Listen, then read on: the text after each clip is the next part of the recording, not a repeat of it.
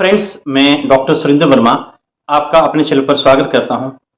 दोस्तों, आज हम बात करेंगे एंट एसिड के बारे में, यानी वो दवाई जो हमारे शरीर के अंदर तेजाब, गैस या एसिडिटी जिसको बोलते हैं उसको कम करते हैं।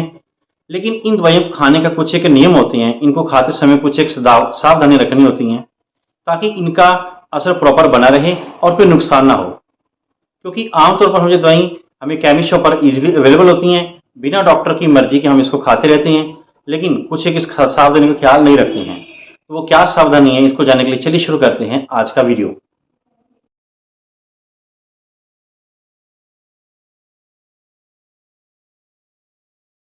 यहाँ पर मैं बताना चाहूंगा कि जो हमारे शरीर के अंदर तेजाब या एसिडिटी जिसको बोलते हैं बनती है, उसको खत्म करने वाली दवाइयों की हम दो प्रकार की कैटेगरी करते हैं। एक वो दवाइयां होती हैं जो कि हमारे शरीर के अंदर तेजाब बनने से रोकती हैं, और दूसरी होती है कि जो तेजाब पहले से बन चुका है उसको खत्म करती हैं। ये एंटासिड जो तेजाब पहले बन चुका है उसको खत्म करती हैं, उसको बनने से नहीं रोकती हैं। तो हमें सबसे पहले, जैसे आमतौर पर हम डायजिन, जेलोसिल या ऐसी जो दवाइयां आती हैं, ये इस कैटेगरी में आती हैं जिसको एंटासिड बोलते हैं, यानी जो तेजाब हमारे शरीर में पहले बन चुका है, जो उसको इमीडिएटली खत्म कर देती हैं। लेकिन इसके अंदर के जो साल्ट है उसके बारे में ख्याल रखना होता है, जैसे कुछ एक aluminium hydroxide, calcium, magnesium, zinc, इन चीजों से बनी होती हैं। लेकिन इनको खाने में कुछ एक सावधानी रखनी होती है कि जब भी हम एंटासिड का उपयोग करते हैं तो इसके साथ जो दवाइयां खाते हैं, जैसे कई लोग साथ में इसके ब्लड प्रेशर की दवाई खाते हैं, शुगर की दवाई खाते हैं, या हार्ट की या और थायराइड वगैरह की दवाइयां खाते हैं, उनको और इस एंटासिड का कम से कम 2 घंटे का डिफरेंस रखना होता है। क्योंकि अगर हम इनको एंटासिड के साथ में खाते हैं तो उन दवाइयों की एब्जॉर्प्शन कम हो जाती है, जिससे कि उनका असर शरीर के अंदर कम होता है। मान लीजिए आप थायराइड की दवाई खाते हैं, लेकिन साथ में आप इमीडिएटली एंटासिड का उपयोग भी कर रहे हैं, तो जो भी आप दवाई थायराइड की खा रहे हैं उसकी एब्जॉर्प्शन कम होने से आपकी थायराइड ग्लैंड की जो बीमारी है वो बढ़ जाएगी, आपको उसका असर नहीं आएगा।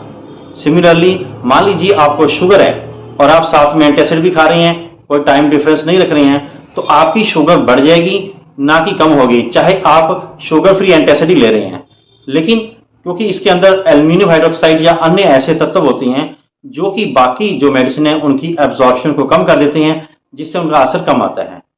तो यही एक बात ख्याल रखना होता है कि अगर आप एंटासिड का उपयोग कर रहे हैं तो एंटासिड का और बाकी दवाइयों का कम से कम 2 घंटे का डिफरेंस बीच में जरूर रखें, नहीं तो जिस काम के लिए आप वो दवाई खा रहे हैं उसका असर कम आएगा और आपको उस बीमारी में जल्दी से आराम नहीं मिलेगा। ऐसे ही कुछ अन्य मेडिसिन आती हैं जो कि तेजाब को बनने से, एसिडिटी को बनने से रोकती हैं, जैसे ओमेप्राजोल, पेंटाप्राजोल, रेमिप्राजोल।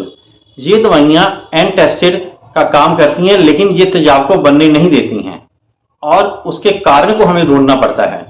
अगर आप एंटासिड यानी जेलोसिल या इनो वगैरह पी रहे हैं तो सबसे पहले डॉक्टर से मिलकर उसका कारण जानिए, क्योंकि जब तक आप कारण नहीं इसको दूर करेंगे तब तक ये एसिड बनता रहेगा। इसलिए आपको चाहिए कि कारण को दूर करके फिर ही ये एंटासिड का उपयोग करें। तो दोस्तों, ये तो कुछ महत्वपूर्ण जानकारी एंटासिड के उपयोग के बारे में। आशा करता हूँ कि ये जानकारी आपको अच्छी लगी होगी। अगर जानकारी अच्छी लगी तो मेरे इस वीडियो को लाइक करें, शेयर करें और चैनल को सब्सक्राइब करें। Thank you.